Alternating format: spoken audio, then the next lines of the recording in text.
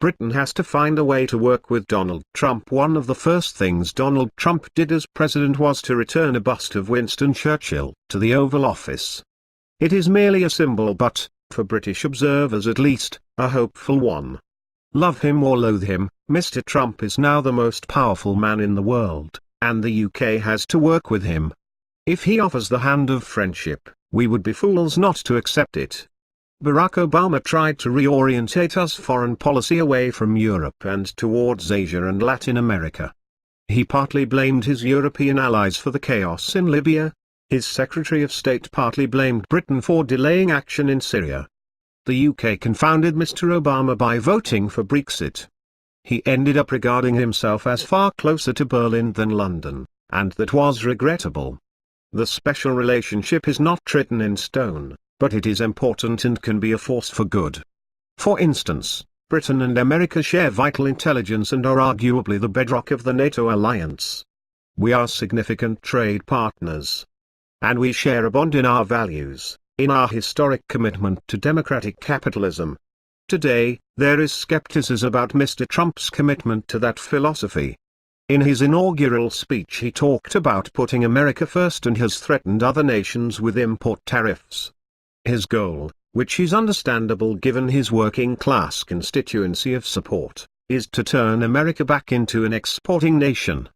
But hurting the economies of his allies only to trigger price inflation at home would be a terrible mistake, and the UK has to make the case against nationalist rhetoric.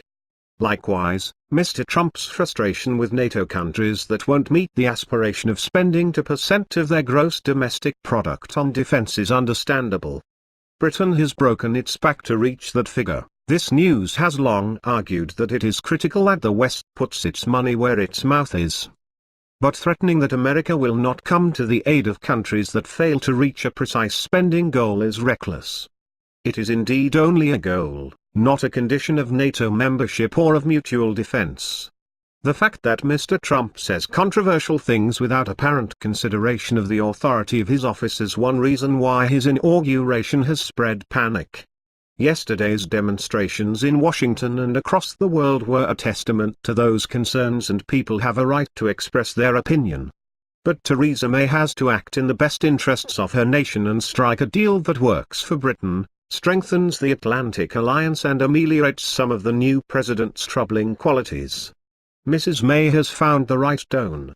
Asked about Mr. Trump's comments on women, she has said that she dislikes them and pointed out that he has apologized. She is expected to fly to Washington this week to meet him face to face, and has promised to be very frank about the importance of NATO and of building unity within Europe over security issues. If the two nations can work together to reform and strengthen the Western alliance, that is all to the good. If in the process Mrs. May can help convince Mr. Trump that Vladimir Putin is a serious threat to global security, then that, too, would be a step in the right direction. Mrs. May can also strengthen the trade links between the two countries.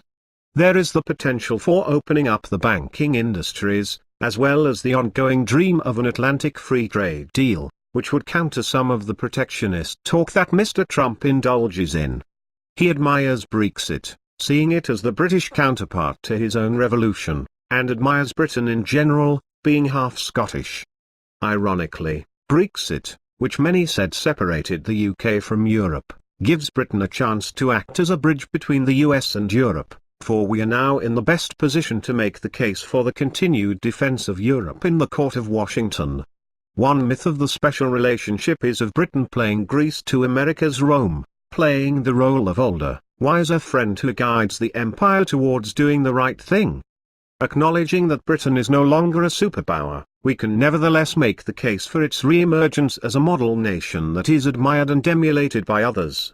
As we restore our democracy and forge new trading relationships with the rest of the world, we can encourage America, in addition, to liberalize rather than retreat. What would Churchill have made of these remarkable events? He would not have approved of the isolationist flavor of America first, but, likewise, he probably would have argued against tearing up the precious, necessary Atlantic Alliance on the basis of personal disapproval of the president. Mr. Trump is in charge now. The UK has to find some way of making him work to our benefit. And it is just the beginning. News from US politics today.